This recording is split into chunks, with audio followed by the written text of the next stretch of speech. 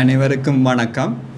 கதிரவேல் தியாகராஜ் ஆகிய நான் இலங்கை குடிமகன் என்ற ரீதியிலே என்னுடைய மனைவி உதயகலா தியாகராஜ் அவர்கள் தற்போது யாழ்ப்பாண சிறைச்சாலையிலே தன்னுடைய தனக்கு சிறைச்சாலைகளில் இழைக்கப்பட்ட அநீதிகளை தடுத்து நிறுத்த கோரியும் அந்த அநீதிகளின் தாக்கத்தால் ஒரு விரக்தி நிலையில் இருந்தும் அந்த அநீதிகளுக்கு எதிராக போராடும் முகமாக கடந்த 7 நாட்களாக உண்ணாவிரதம் இருப்பதாக அறிந்ததன் நிமித்தம் கணவனாகிய நானும் எனது பிள்ளைகளும் அவரை மீட்டு கொள்ளும்படியாக அவருக்கு உயிராபத்துக்கள் நடக்காதபடி இருக்கும்படியாக உரிய தரப்பினருக்கு தெரியப்படுத்தும் முகமாகவும் இந்த பொதுமக்களிடமிருந்து அதற்குரிய உதவி ஒத்தாசைகளை பெற்றுக்கொள்ளும்படியாகவும் இந்த ஊடக மையத்துக்கு வந்திருக்கிறேன். இதற்கு வந்திருக்கிற அத்தனை நண்பர்களுக்கும் எனது வணக்கங்கள். எனது மனைவி உதயகலா தியாகராஜ் அவர்கள் கடந்த 2022 பிற்பகுதி காலத்திலே மட்டக்களப்பு மாநகரத்தை மையப்படுத்தி சமூக செயற்பாடுகளில் ஈடுபட்டு கொண்டு வந்தார். அதற்கான ஒத்துழைப்புகள் மிகுதியாக இருந்த காரணத்தினாலும் அவருடைய ஆதரவாளர் அவருடைய நண்பர்கள் கொடுத்த ஆலோசனைகளுக்கு அமைகவும் அவர் அதை ஒரு அரசியல் இயக்கமாக மாற்றி சர்வ மக்கள் கட்சி என்ற பெயரில் அவர் ஒரு அரசியல் கட்சியை ஸ்தாபித்து நடத்தி வந்த நிலையில் அதன் வளர்ச்சியை கண்டு பொறுக்க முடியாத பிரதான அரசியல் கட்சி ஆக்கள் அவர்களை ஜனநாயகத்துக்கு புறம்பான முறையிலே சட்டங்களுக்கு புறம்பான முறையிலே ஒரு இல்லீகலான வழிகளிலே அவரை சீண்டி வந்த நிலையில் ஆனாலும் அவர் தன்னுடைய பொறுமையை காத்து அந்த கட்சியை முன்னேற்றகரமாக நடத்தி வந்தார். அதன் ஒரு வளர்ச்சி போக்காக கடந்த 2023 ஆண்டு நடந்த உள்ளூராட்சி சபை தேர்தலிலே சர்வ மக்கள் கட்சி சார்பாக மட்டக்களப்பு மாநகர சபை முதல்வர் வேட்பாளராக களமிறங்கினார். பின்னர் அதற்காக நிறைய வரவேற்பு, நிறைய ஆதரவு அந்த இடத்திலே இருந்தது. அதற்கு மேலதிகமாக பல்வேறு நாட்டு சூழல் காரணமாக அந்த தேர்தல் நடக்கவில்லை. அப்படி இருந்தும் தன்னுடைய அரசியல் செயற்பாடுகளை பிறகு கல்லடியிலே அந்த கட்சி முதலாவது மாநாட்டை நடத்தியிருந்தார். இவ்வளவுத்துக்கும் அவர் அந்த சர்வ மக்கள் கட்சி இந்த ஜாப்பில், அதாவது ஒரு வித்தியாசமான ஒரு புதிய அரசியலை, இதை சுருக்கமாக சொல்ல போனால் தற்போதைய எங்கள் மதிப்புக்குரிய ஜனாதிபதி அவர்களுடைய கொள்கைக்கு ஒப்பான கொள்கை, அன்றைக்கு எல்லோருக்கும் சமத்துவம், எல்லோரும் அரசியலை சுத்தமாக செய்யணும் என்ற அடிப்படையில் எந்த ஒரு தன்னிச்சையாக தானாக பப்ளிசிட்டியை எதிர்பார்க்காமல் இயல்பாகவே மக்கள் ஆதரவு தர வேண்டும் என்ற அடிப்படையில் அந்த காரியங்களை செய்திருந்தார். அதற்கு நிறைய அந்த மாநாட்டிலே ஒரு கிட்டத்தட்ட 20,000 மக்கள் கலந்து கொண்டிருந்தார்கள். அதற்கான ஒழுங்கமைப்பையும் தானே நேர்த்தியாக செய்து முடித்திருந்தார். அப்போ இந்த வெற்றியை பொறுக்க முடியாத அந்த நாட்களிலே இருந்த அரசியல்வாதிகள் நேரடியாக தாக்குதலை நடத்தாமல் அரசியல் பழிவாங்கலுக்கு உட்படுத்தும் முகமாக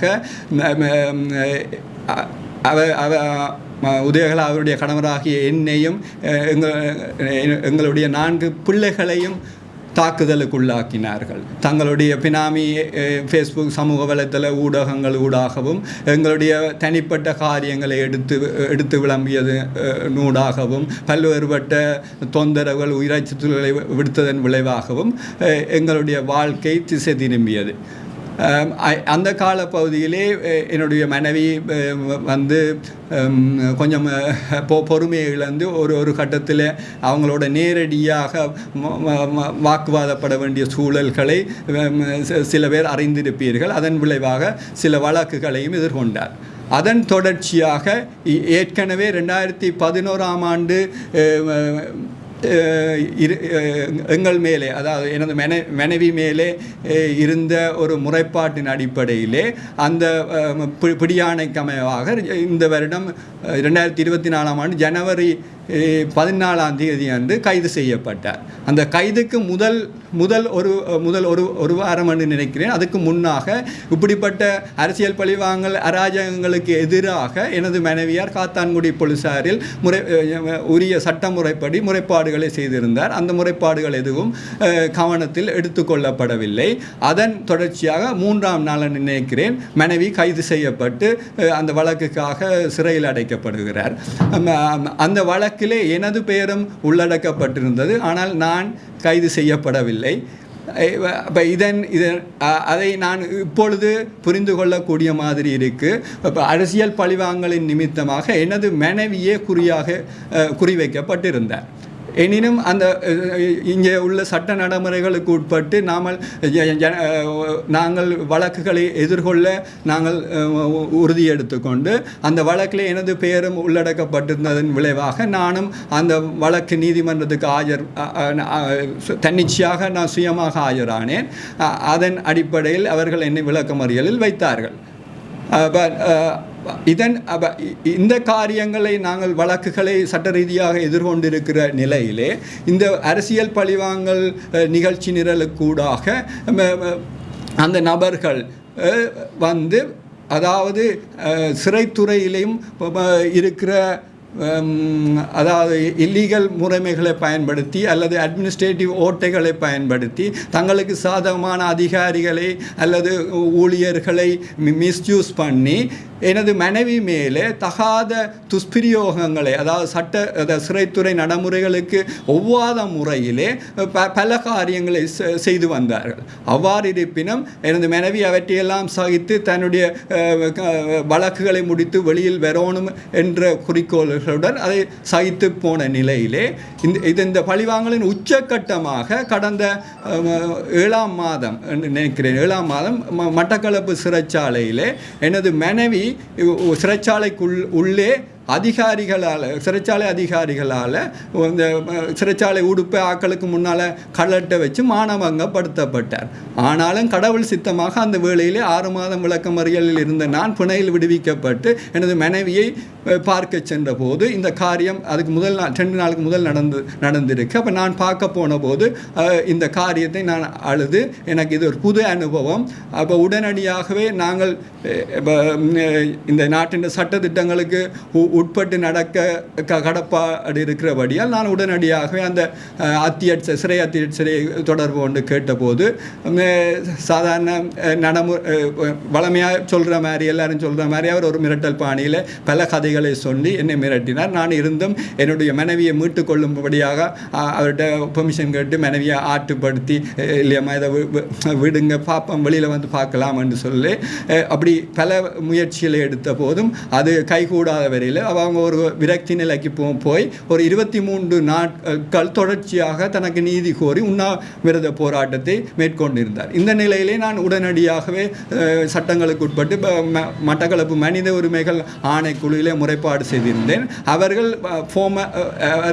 தங்களுடைய இதன்படி ஒரு ஸ்லோ மோஷனில் வெறுமனை வாக்குமூலங்களை பதிவு செய்ததோடு விட்டுவிட்டார்கள்.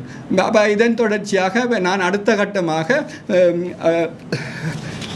மட்டக்களப்பு மனித உரிமைகள் ஆணைக்குழுவிலே கொடுக்கப்பட்ட முறைப்பாடு, அதன் தொடர்ச்சியாக இதில் ஒரு நல்ல சாதகமான விளைவுகள் இல்லாத பட்சத்தில் நான் மேதகு ஜனாதிபதி அவர்களுக்கு முறைப்படியாக ஒரு காரியங்களை விளங்க வைத்து எனது மனைவியை மீட்டுக்கொள்ளும்படியாக விசாரணை என்பதற்கு அப்பால் முதற்கட்டம் அவங்க ஒரு விரக்தி போக்கில் போய் தன்னுடைய நீதிக்காக நீதி கோரி 23 நாட்கள் தொடர்ச்சியாக உண்ணாவிரத போராட்டம் மேற்கொண்டு இருந்தாங்க.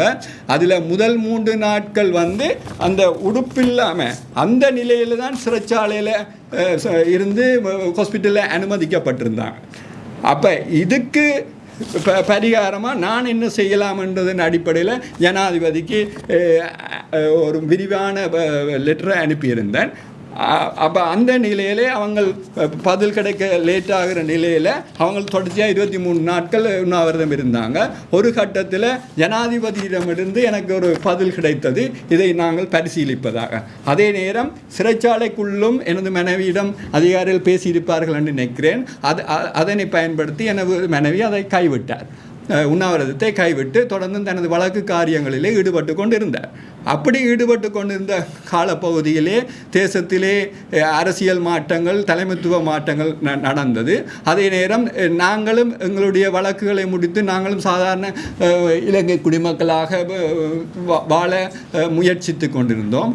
ஆனாலும் அந்த அரசியல் காழ்ப்புணர்ச்சியின் மிச்ச சொச்சங்கள் மலைவிட்டு துவானம் போகலை என்ற மாதிரி அந்த தொந்தரவுகள் என் மனைவி மேலே தொடர்ந்து கொண்டிருந்தது. பிழையான பொய்கேஸுகளை மட்டக்களப்பு மாநகரத்திலே மட்டக்களப்பை பேஸ் பண்ணி போட்டார்கள். அந்த கேஸுகளை எதிர்கொண்டு முறியடித்து விடுதலை அடைந்தாங்க என்ற மனைவி. அப்போ அப்படியாக தொடர்ந்து டார்ச்சர் இருக்கிற நேரம் இந்த சிறைகளிலே இருக்கிற நிலைமை, அதாவது சிறைக்குள்ளாக தொடர்ந்தும் இந்த கேஸில் அவங்க தொடர்ந்தும் என்ன சிறைக்குள்ளே இருக்க பல்வேறுபட்ட இல்லீகல், அதாவது நடைமுறைகளுக்கு புறம்பான முறையில் தங்களோட அதிகாரத்தை மிஸ்யூஸ் பண்ணி அல்லது பிழையான ஓட்டைகளை பயன்படுத்தி இந்த மனைவியோட கூட இருக்க இன்மேட்ஸை கலவரப்படுத்தி அவங்க மேலே பொய்யான குற்றச்சாட்டுகளை இதன்றது அடிதடிக்கு போகிறது, கேவலப்படுத்துறது, அப்படியான சொல்ல முடியாத பல காரியங்களை இவர்கள் செய்தார்கள். இதன் உச்சக்கட்டமாக இப்போ இதில் நான் யாரையும் குறித்து சொல்ல விரும்பவில்லை. யார் யார் அதை செய்தார்களோ அவர்களுக்குரிய உரிய மேலதிகாரிகள் அதை கவனத்தில் எடுக்கும்படியாக வேண்டுகிறேன். இந்த உச்சக்கட்டமாக ஒரு முறை யாழ்ப்பாண சிறைச்சாலையில் அவங்க கூடுமான அளவு தன்னைத்தானே சகிச்சு கொண்டு தான் போனாங்க. இந்த பல்லு கொதி அதுக்கு கடந்த அக்டோபர் மாதம் யாழ்ப்பாண பல பெரிய தரங்கள் மட்டியில் யாழ்ப்பாண ஹாஸ்பிட்டலுக்கு கூட்டி கொண்டு போயிருந்தாங்க. அந்த நேரம் பல்லு புடுங்க வலிக்கிட்டேக்க அவங்களுக்கு ஃபிக்ஸ் வளமையாக மாறுதுன்னு சொல்லதால் உடனே புடுங்கலை. அப்போ டாக்டரை அட்வைஸ் பண்ணி விட்டால் ஃபிக்ஸுக்குரிய டாக்டரை பார்க்கணுமென்னு சொல்லி, அப்போ அதுக்கு பார்க்கணும்னு சொல்லி அப்போ அதை கூட்டிகிட்டு போயிட்டாங்க திருப்பி சிறைக்கு. அதுக்கு பிறகு இன்று வரையும் அந்த நடவடிக்கை எடுக்கப்படலை. ஹாஸ்பிட்டல் அந்த அலுவல் பார்க்க உதவி செய்யலை. அதோட நான் பல அதிகாரிகளை தனிப்பட்ட முறையிலையும் ஆஃபிஷியலாகவும் கழிச்சிருக்கிறேன். அதை கவனம் எடுக்கலை. அவை ஏன் இதை செய்யலைன்றதுக்கு இப்போ எங்களால் அதை சொல்ல முடியலை. ஆனால் அதுக்கு நாங்கள் இது தான் காரணமாக, அரசியல் பழிவாங்கல் தான் காரணமாக இருக்குமென்று சந்தேகம். உள்ளுக்கு என்ன நடக்குதுன்னு வெளியில் தெரியாதபடி மிரட்டி எல்லோரும் பயப்படுற ஒரு சூழ்நிலையை உருவாக்கி அந்த காலத்திலேருந்து இந்த காலம் வரையும் வச்சிருக்கிறாங்க. அது நிமித்தமாக அதில் ஒரு கொலை முயற்சி நடக்குது. அதுக்கு பிறகு தொடர்ந்து இங்கே திருப்பி யாழ்ப்பாணத்துக்கு வந்தோடனே யாழ்ப்பாணத்தில் பல்வேறுபட்ட அதாவது உள்ளான டார்ச்சர்கள் நடந்திருக்கு. நானும் சிறையில் இந்த யாழ்ப்பாண சிறையில் 6 மாதம் பிறகு ஒரு 10 நாள் இருந்தபடியாக சிறைக்கு நடக்கிற விடயங்களை குறித்து தெளிவான ஒரு பார்வை எனக்கு இருக்குது. ஆனாலும் என்னால் அதை சகிச்சு போகிறன்றதுக்காண்டி எனது மனைவி சகிச்சு போவாங்களா என்பது அது அவங்களுடைய தனிப்பட்ட விடயம். இப்போ நான் இந்த கடந்த ஒரு 7 நாட்களாக நானும் சிறையில் வைக்கப்பட்டேன். அதே வழக்கு தொடர்பாக அந்த காலத்தில் எனது மனைவிக்கு நடந்த அசௌகரியங்களின் நிலைமை காரணமாக அவங்க 7 நாட்களாக தனக்கு நீதி கோரியும் இந்த விடயத்தை வந்திருக்கிற புதிய மேன்மேதகு ஜனாதிபதி அனுரகுமார திசாநாயக்க அவர்களுக்கு தெரியப்படுத்தும் முகமாகவும் அவரிடமிருந்து சாதகமான பதில்கள் மாற்றங்கள் ஏற்படும் என்ற எண்ணத்திலும் உண்ணாவிரதம் இருப்பதாக நான் அறிந்தேன். அதன் விளைவாக ஏற்கனவே நானும் ஜெயிலில் இருந்தபடியாக பீதாரஞ்சை என்ற மகன் இலங்கை மனித உரிமைகள் ஆணைக்குழு யாழ்ப்பாண அலுவலகத்தில் முறைப்பாடு செய்திருந்தாங்க. அப்போ அவங்க பார்க்க போய்க்க அவங்களுக்கு விசிட்டுக்கு உரிய முறைப்படி அவங்களுக்கு அந்த தகுதி இருந்தும் அவங்க சிறை அதிகாரிகள் சொல்லியிருக்கிறாங்க வைஃப் பார்க்க விரும்புகிறாங்க இல்லைன்னு சொல்லியிருக்காங்க. அவங்க சொல்கிறது அப்படி ஏற்றுக்கொண்டு அவங்க வந்துட்டாங்க. பிறகு உள்ளுக்கு இருந்து வைஃப் கோல் எடுத்து, அதாவது 5 நிமிஷம் 15 நாளுக்கு ஒரு கதைக்க கொடுப்பாங்க. அந்த நடைமுறையை பயன்படுத்தி வைஃப் மகனுக்கு கோல் எடுத்து சொல்லியிருக்காங்க. அப்படி நான் சொல்லலை, நீங்கள் பார்க்க வாங்க, இவ்வளோ விஷயம் நடக்குது, பார்க்க வாங்கன்னு சொல்லியிருக்கிறாங்க. அப்போ தான் ஒரு விழிப்புணர்வு அடைந்து வந்து போய் மனித உரிமைகள் ஆணைக்குள்ள முறைப்பாடு கொடுக்க, அப்போ அவங்க போய் உள்ளுக்கு விசிட் பண்ணி பார்த்தது உடனே அடுத்த நாள் விசிட்டுக்கு அலோவ் பண்ணுறாங்க. அப்போ இது சாதாரணமாக எல்லாரோடையும் புரிந்து கொள்ளக்கூடியது. அப்போ நடைமுறை இருக்குது. இவங்க இப்படியான அராஜகம், அதாவது தவிர்ப்புகள், அதாவது அவங்களோட இதுக்காக மிஸ்யூஸ் பண்ணி இவங்களை ஏதோ ஒரு வழியில் அதாவது இல்லாமல் பண்ணணும்ன்றதை நான் சந்தேகிக்கிறேன். அப்போ அதுக்கு அடுத்த கட்டமாக நான் இந்த விடயங்கள் தொடர்பாக வந்து தற்போதைய ஜனாதிபதி மேதகு அனுரகுமார திசநாயக்கா அவர்களுக்கு மீண்டுமாக நான் ஒரு கடிதம் மூலம் இதை தெரியப்படுத்தி இருக்கிறேன். இந்திய நாட்டிலே அதை கடிதத்தை அனுப்பியிருக்கிறேன் முழுமையான விவரங்களோடு. ஆனால் இப்போ வரையும் எனக்கு நான் கடைசியாக கோர்ட்ஸில் என்னுடைய மனைவியை பார்த்ததுக்கு பிறகு நான் பார்க்கல என்ன நிலைமை எது என்று எனக்கு தெரியாது. நான் இந்த என்னுடைய வாழ்க்கையில் இது முதலாவது நாள் நான் இந்த ஊடகத்தை அணுகிறது, அதாவது என்னுடைய தனிப்பட்ட காரியத்துக்காக அல்லது ஒருவேளை இதை பொது காரியம்னு சொல்லலாமே என்றால், நான் அறிஞ்ச வரையில் இந்த ஆண்டில் யாழ்ப்பாண சிறைச்சாலையில் கிட்டத்தட்ட 6000 சிறை கைதிகள் உள்ளுக்கு வந்து வெளியேறி இருக்கிறாங்க. கிட்டத்தட்ட அவரேஜாக 1000 பேர் வந்து உள்ளுக்கு இருக்கிறாங்க. இந்த 6000 பேர் சாதாரணமாக யாழ்ப்பாண சிறைச்சாலையில் மட்டும். அப்போ இலங்கை திருநாட்டில் எத்தனை பேர் இருப்பாங்களன்றதை நாங்கள் ஓரளவுக்கு தோராயமாக கண்டுகொள்ளலாம். இவர்களை அனுபவிக்கிற கொடுமைகள், அதாவது அன்கம்ஃபர்டபுள், எல்லாமே சட்டத்துக்கு முரணான காரியம். இதுகளெல்லாம் நீண்ட காலமாக ஊன்றி, அதாவது காலாகாலமாக காலம் தொட்டு நடக்கிற ஜனநாயக விரோத, சட்ட விரோத, மனித விரோத செயற்பாடுகள். ஓகே, இவற்றையெல்லாம் வெளிக்கொண்டு வராததுக்கு காரணம் நிறைய சிறைவாசிகள் உள்ளுக்கு இருந்து வந்தவங்க தான் நிறைய கதை சொல்லுவாங்க. வைஃபோடு இருந்தவங்க, இப்படி நடந்துச்சு அக்காவுக்கு, இப்படி தங்களுக்கு நடந்துச்சு, ஆனால் பயமாக இருக்குது, இவங்க விரட்டுறாங்க, அவங்க விருக்கிறாங்க. ஆனால் இதை நான் தனிப்பட்ட முறையில் பெயர் சொல்லி குறிப்பிட முடியாது, அது தங்களுக்கு தெரிந்த விடயம். என்னுடையதும் எனது பிள்ளைகளுடைய மனைவியுடைய பாதுகாப்பு காரியங்கள் இருக்குது. தற்சமயம்தான் அரசாங்க லெவலில் மாற்றங்கள் உருவாகி இருக்கு. ஆனால் அடிமட்ட லெவலில் மாற்றங்கள் உருவாக வேண்டும். ஆனால் இப்பொழுது அதாவது உருவாகி கொண்டிருக்கு. இப்போ இந்த காரியத்தை இந்த ஊடகத்துக்கு கொண்டு வந்த முதலாவது நோக்கம், எங்களுக்கு 4 பிள்ளைகள் இருக்கிறாங்க. நாங்களும் ஏதோ ஒரு விதத்திலே இந்த யுத்த கால பகுதியில் பல்வேறு காரணிகளால் பாதிக்கப்பட்டு கடந்த 16 வருடங்களுக்கு மேலாக ஒரு இலங்கை குடிமக்கள் என்ற வகையில் மிகவும் பாதிக்கப்பட்டு மீண்டுமாய் கடவுளின் உதவியோடு நல்ல பக்குவம் உள்ள மனிதர்களின் உதவியோடு மீண்டு எங்களோட வாழ்க்கையை தொடர ஆரம்பிச்சிருக்கிறோம்.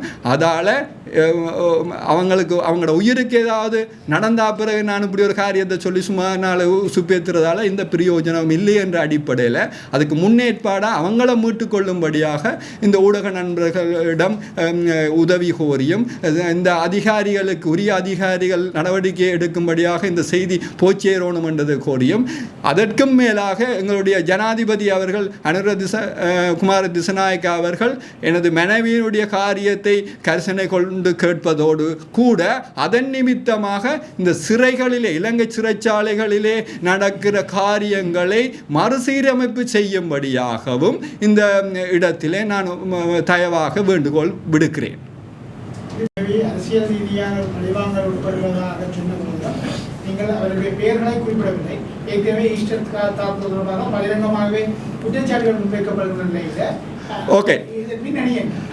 தனிப்பட்ட முறையிலே நான் சொல்வதானால் எனது அறிவுக்கும் எனது அனுபவங்களுக்கும் தெரிந்த முறையிலே நான் கருத்து கூறுவதாக இருந்தால், எனது மனைவி, நான் கணவன் என்ற அடிப்படையில் இல்லாமல் எனது மனைவி ஒரு சக இலங்கை குடிமகள் என்ற ரீதியிலே அவங்களுடைய உற்சாகமும் ஆர்வமும் வந்து இலங்கை திருநாட்டிலே எல்லா மக்களும் சமமாக, அதாவது சோசலிசமாக எல்லோருக்கும் எல்லாம் கிடைக்கணும் என்கிற, நான் இது நேரங்கிறது சுருக்கமாக சொல்கிறேன். அது இந்த கோட்பாடு அவங்க தன்னோட கட்சிக்கான பாடல் இல்லை, ஒரு விஜயகாந்த் பாடல் என்று நினைக்கிறேன். எனக்கு சினிமாவில் ஆர்வம் இல்லை.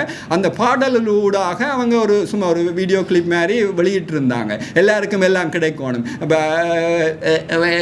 தண்டை என்ன முயற்சி எடுத்தோ எல்லாரும் எல்லாம் சமமாக, ஏழை பணக்காரன் வித்தியாசம் இல்லை, சாதி மத பேதம் எதுவும் இல்லாமல் இருக்கணும் என்ற ஒரு உற்சாக மனப்பான்மையான தூய அரசியல். அதாவது அவங்க சொல்லுவாங்க, வாக்கு போடுற அந்த அரசியல் கட்சியில் நான் குடும்ப அரசியல் வேண்டாம், எனக்கும் ஈடுபாடு இல்லை, நானும் பிள்ளைகளும் போகிறதில்லை, ஆனால் ஒரு மனைவி என்ற ரீதியில் சில காரியங்களை நாங்கள் ஒப்சர்வ் பண்ணுவோம்.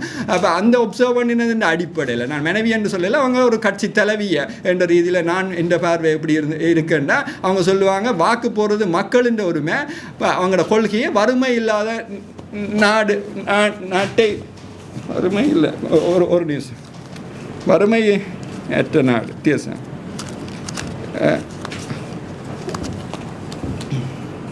வறுமை இல்லாத நாடு அவங்களோட மோட்டோ. சர்வ மக்கள் கட்சியினுடைய மோட்டோ வறுமை இல்லாத நாடு. அதுக்கு அவங்க என்ன உள்ளார்ந்த ரீதியாக சொல்கிறாங்கன்னா, ஒரு மனிதன் பசியாறினால் தான் தெளிந்த தீர்மானங்களை எடுக்க முடியும். அப்போ பசியாறினால் தான் தெளிந்த தீர்மானம். அப்போ முதல் பசியை ஆட்டுவோம், அவங்க அரசியலில் சரியான தலைவர்களை தெரிவு செய்யட்டும், அது அவங்களோட உரிமை, தான் செய்ய வேண்டியது தான் செய்வேன். அப்போ பப்ளிசிட்டி தனக்கு தேவையில்லை, இயல்பாகவே விரும்பினா மக்கள் போடுவாங்க. அப்போ இந்த அரசியல் கோட்பாட்டை ஏற்றுக்கொள்ள முடியாத பழைய அரசியல் கட்சிகள், இந்த தலைவர் தான் இந்த அரசியல் காழ்ப்புணர்ச்சியை உண்டு பண்ணினதா நான் சந்தேகிக்கிறேன். அதிலும் குறிப்பாக ஒரு காரியத்தை குறித்து சந்தேகிக்கிறேன். ஒரு தடவை முன்னாள் பிரதி அமைச்சர் பிள்ளையான் எனப்படும் சந்திரகாந்தன் அவர்களை எனது மனைவி ஒரு கோவப்பட்டு அவருடைய அந்த பினாமி அக்கவுண்ட் சந்துரு என்பவர் எங்களை பற்றி கொச்சப்படுத்தி நியூஸ் போட்டது தொடர்பாக நேரடியாக தொடர்பு கொண்டு கேட்டபோது அவர் ஆமாம் அதுதான் தண்டை அக்கவுண்ட் தான் என்று சொல்கிற வீடியோவை அவரே வெளியிட்டு அதை வைரலாக்கி ஊடக நண்பர் மக்களுக்கு தெரியப்படுத்தியது விளைவாக நான் அதனூடாக அறிஞ்சு கொண்டேன் அவர் தான் இந்த பழிவாங்கலை செய்கிறதாக என்னுடைய கருத்து. ஆனாலும் அது தொடர்பாக விசாரிக்க வேண்டிய கடப்பாடு இலங்கை இந்த சட்ட நடைமுறைகளுக்கு உட்பட்ட அதிகாரிகளுக்கு இருக்கிறது. அது தொடர்பாகத்தான் எனது மனைவியும் காத்தான்குடி போலீஸில் முறைப்பாடு போட்டிருந்தார், ஜனாதிபதி செயலகத்தில் முறைப்பாடு போட்டிருந்தார். ஜனாதிபதி செயலகத்தில் போட்ட முறைப்பாட்டின் அடிப்படையில் அந்த ஆரம்ப 2024-2023 பிற்பகுதி ஆரம்ப காலத்தில் பர்டிகுலோ சர்வ மக்கள் கட்சி அலுவலகத்துக்கும் நாங்கள் தங்கியிருந்த வீட்டுக்கும் போலீஸ் பாதுகாப்பு போடப்பட்டிருந்தது. அது இன்று வரையும் தொடர்ந்து கொண்டு இப்போ இருக்கா தெரியல. அந்த பாதுகாப்பு உரிய முறை சட்ட ரீதியாக போடப்பட்டிருந்தது. அப்போ அதைத்தான் நான் சந்தேகிக்க முடியுமே தவிர இதை ஆராய்ஞ்சு அறிய வேண்டிய கடப்பாடு இலங்கை அரசாங்கத்திற்கு. அதைத்தான் நான் 7ஆம் மாதம் ஜனாதிபதிக்கு லெட்டர்லையும் தெரியப்பட்டிருக்கின்றன. இதுக்குரிய மோட்டிவ் என்னன்றதை நீங்கள் விசாரித்து இதன்ற மூலமாக தான் இந்த டார்ச்சர்லேருந்து எங்களோட குடும்பத்தை இந்த மனைவியை விடுவிக்கலாம் என்று.